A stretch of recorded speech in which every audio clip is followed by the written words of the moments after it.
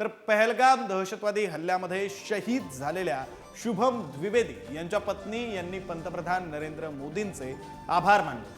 माझ्या पतीच्या मृत्यूचा बदला घेतल्याबद्दल मी पंतप्रधान मोदींचे आभार मानते। आमच्या संपूर्ण कुटुंबाला त्यांच्यावर विश्वास होता आणि त्यांनी ज्या प्रकारे प्रत्युत्तर दिलं त्यामुळे आमचा विश्वास अधिक मजबूत झालाय। हीच माझ्या पतीला दिलेली खरी आदरांजली आहे, असं मृत्यू झालेल्या द्विवेदी यांच्या पत्नीने म्हटलेलं आहे। बात करती हूँ, उनसे बहुत थैंक यू कहती हूँ कि उन्होंने मेरे पति की मौत का बदला लिया है। तो उन्होंने कहा कि हमने बात अपनी सरकार तक पहुंचाई और सरकार ने उसका बदला लिया और आज उनकी धन्यवाद कहूंगी। मैं बहुत छोटी हूँ, उन्हें कुछ भी कहने या नहीं कहने वाली, लेकिन हाँ, जिस तरीके से हमारे पूरे परिवार को उन पे विश्वास था, उन्होंने उसी तरीके से जवाब देके हमारे विश्वास को कायम रखा है। And I am really thankful.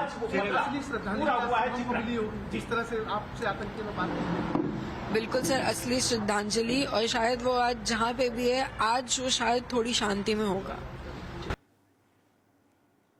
तर या प्रतिक्रिया आपण पाहिल्या ज्यांचा मृत्यू झालेला होता। खरं तर पहलगाममध्ये झालेल्या भ्याड अशा दहशतवादी हल्ल्यामध्ये त्यांच्या कुटुंबियांकडून आता प्रतिक्रिया समोर येऊ लागलेल्या आहेत। भारताने दिलेल्या या प्रत्युत्तरानंतर त्यांच्या कुटुंबियांकडून समाधान व्यक्त केलं जात आहे। पंतप्रधानांचे आभार मानले जात आहेत, लष्कराचे आभार मानले जात आहेत, तिन्ही दलांचे आभार मानले जात आहेत।